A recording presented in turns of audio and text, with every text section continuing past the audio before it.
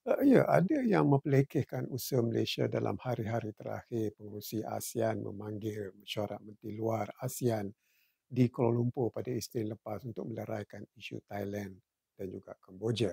Tapi hakikatnya hari ini kedua negara bersetuju untuk gencatan senjata serta-merta, dan ASEAN akan menghantar askar pemerhati untuk menentukan bahawa status quo gencatan senjata itu dipatuhi.